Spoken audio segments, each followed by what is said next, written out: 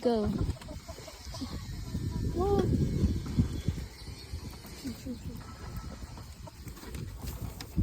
Ang liit. Wow. Ang liit.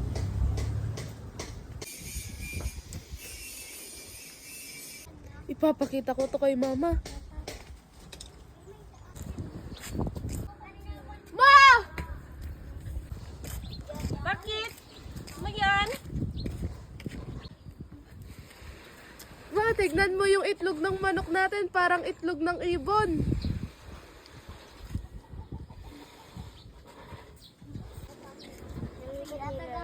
Oo nga, ang liit.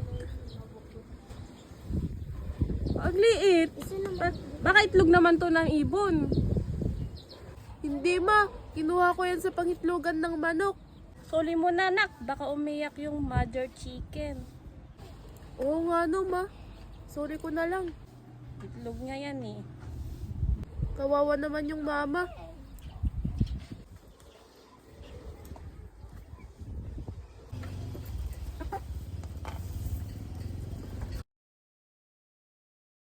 Sorry kinuha ko yung itlog mo. Ang liit kasi, natuwa ako.